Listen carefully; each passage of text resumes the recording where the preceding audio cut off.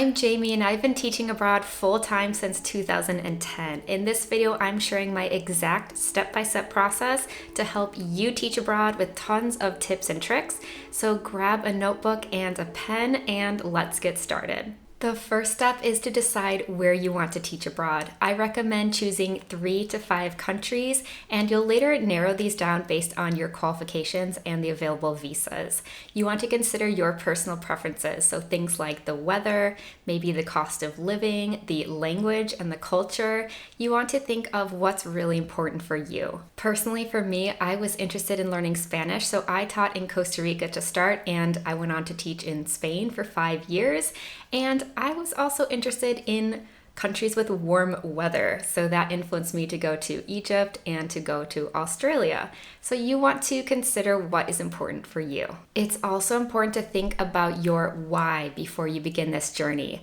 Teaching abroad is going to be filled with ups and downs, challenges, really rewarding experiences, but it's important to know why you want to teach abroad. This will help you when things get tough. It'll help you continue to move forward. Next, you want to consider your teach abroad timeline. How long are you looking to teach abroad? Just for a short time over the summer, or maybe you're looking to teach abroad for a few years or forever? It's up to you. You also want to do some research and see when the school year starts in the countries that you've chosen. For example, the school year is a different start typically in the Northern Hemisphere versus the Southern Hemisphere, so you do want to be aware of that. Also, if you're teaching in public schools or private schools versus English language schools or academies, those are going to be a bit different because maybe you have some school breaks in the public or private schools, but these language schools and academies typically go all year long. So maybe you can be hired all year long, whereas the other ones you need to start your application process a few months before the school year. If you're feeling overwhelmed by the teach abroad process and you'd like some help every step of the way, then you can check out my monthly membership. We have a monthly training and a community that you can join to feel supported. You can find all the details linked below. Now you need to check the qualifications needed to teach in your top countries. You'll want to look at things like, do you need to be a native speaker or are non-natives accepted? Do you need a 4-year bachelor's degree or can you teach there with just an associate's or no degree? Do you have to have a 120-hour basic TEFL, or are they looking for a level 5 TEFL like International TEFL Academy, CELTA, or Cert TESOL, all of which have teaching practice? You also need to look at if previous teaching experience is required and how many years. Sometimes they just require 1 or 2 years, but sometimes they may require more for more competitive countries. And now you also need to look at the visa options. Is there just one visa that's available for English teachers, or do you have several visa options? To find this information, you want to Google Teach English in and then insert the name of the country where you'd like to teach. There are some websites like Go Abroad, Go Overseas, and International TEFL Academy, which do have profiles on how to teach English in different countries, but know that this is pretty basic general information and it doesn't have every single visa that is possible listed on these profiles. I recommend doing some of your own research as well. Some of the other visas that might not be mentioned are things like freelancer visas, business visas, partner visas, family visas, so you might have more options than are on these profiles, but it's a good place to start your search. If you are truly set on teaching abroad in a specific country and you do need some extra help, you may need to hire a migration lawyer. I also recommend joining country-specific Facebook groups. So you'll want to search TEFL or English teachers and then the name of the country. There is misinformation in some of these groups, so do be careful and always double check the information with official embassy or consulate websites. I get a lot of questions about recruiters, and not every country uses recruiters. This may be a bit more common in Asia, the Middle East, and for international schools, but for places like Latin America, they may actually prefer to hire you in person. You want to get a tourist visa, travel to that country, apply to jobs in person, do your interviews, and then once you have a signed work contract, you can convert to a work or a business visa. This is why doing your research on what is typical in your top countries is so important, because each country has a completely different visa process. I personally have never used a recruiter. I've done different Teach Abroad programs where I fill out applications, and these programs sponsored my visa. I also worked in Spain at an international school, and since I was already living there, I converted to a work visa.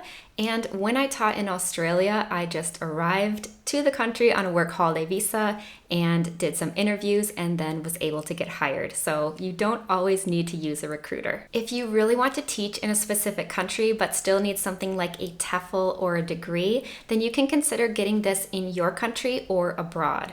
I started teaching in Costa Rica without a TEFL and without a degree. Then I went back to the US to get my US teaching certificate and bachelor's degree.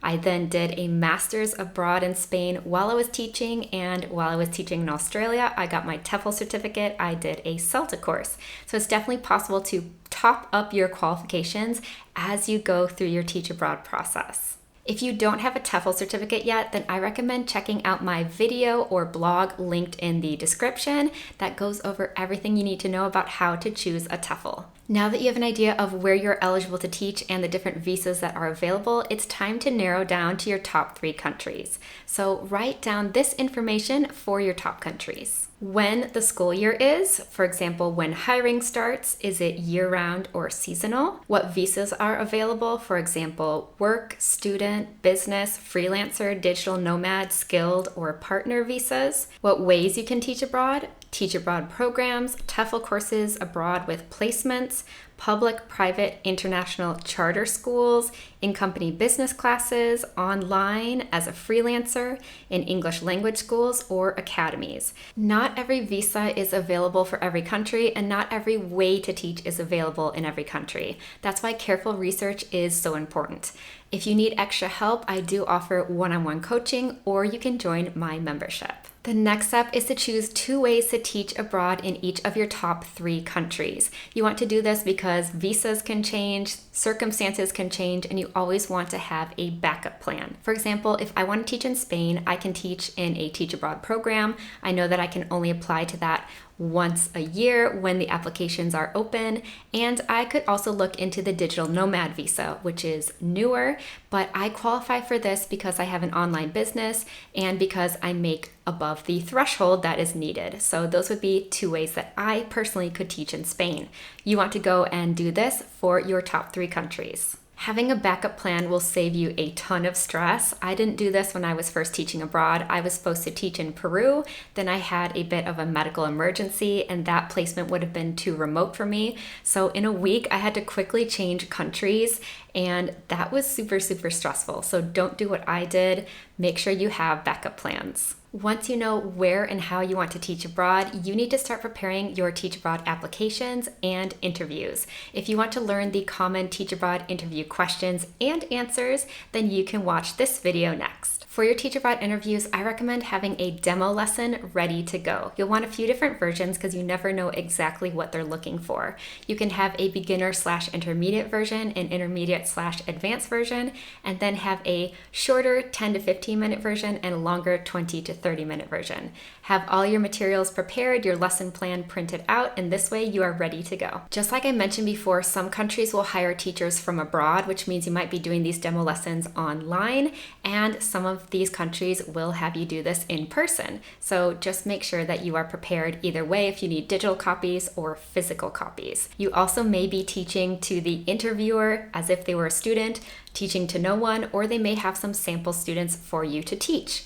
It really depends. Just be prepared for anything. Another important part of your interview and application process is your Teach Abroad CV or resume. For my tips and tricks, you can check out this video, but some of my top tips are to highlight any work you have done in childcare, maybe camp counseling or tutoring, especially if you don't have previous teaching experience, and make sure you know if they're asking for a resume or a CV because these are not the same. If you're applying for a Teach Abroad program, typically you're filling out a form and then including an essay and often a letter of recommendation. Follow all of the instructions very carefully, answer every single question, and have a backup for your letter of recommendation because these programs are getting more and more competitive each year. You want to submit your application right when the applications open. To find out about the most popular Teach Abroad programs, you can watch this video. At At this point, you should be prepared to start your Teach Abroad job search. And as I mentioned before, you may have to do this from abroad or in the country. If you actually have to travel to this country